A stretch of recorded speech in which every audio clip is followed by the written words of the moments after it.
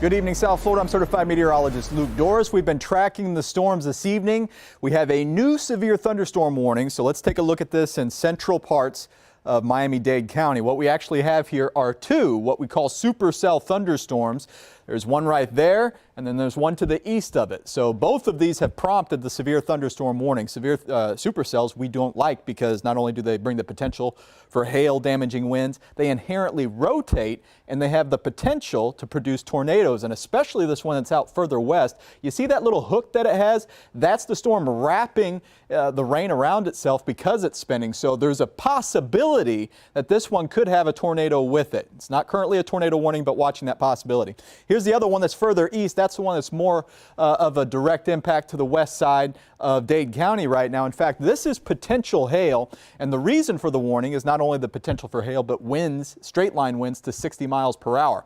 So you can see the one to the west a little bit stronger. It could have up to, we'll say 3/4 inch hail, something like that. And then right there, you see that little bit of gray shading? That could be some small hail on the west side of Dade County. So the radar's anticipating about pea-sized hail with the stronger of the two storms. Let's get back to the radar, and you can see this one, the one that's more threatening to the metro just because it's further east. That goes until 8:30 this evening, so about another hour and 20 minutes or so. That could be impacting, let's say, Westchester and Doral within the next 20 to 30 minutes or so. You're going to get rain before the worst part of the storm comes.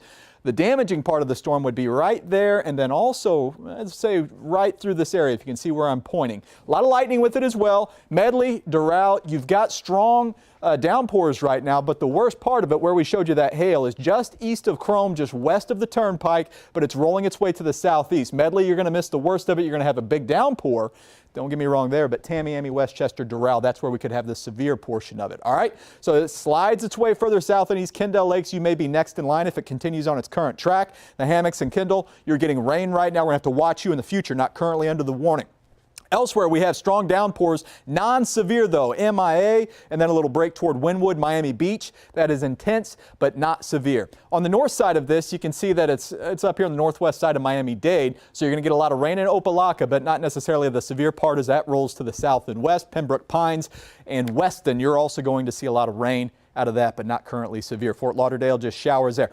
One of my bigger concerns with this evening, the way that this is setting up, is what we call training thunderstorms, and that brings a flood threat. So what happens is these storms want to go over the same locations over and over again and drop a whole lot of rain, and because of that you get flooding. So the greatest threat for that would be central and south parts of Miami-Dade County. I will include Miami in that. So we're going to be watching for the potential for flooding as we go through this evening.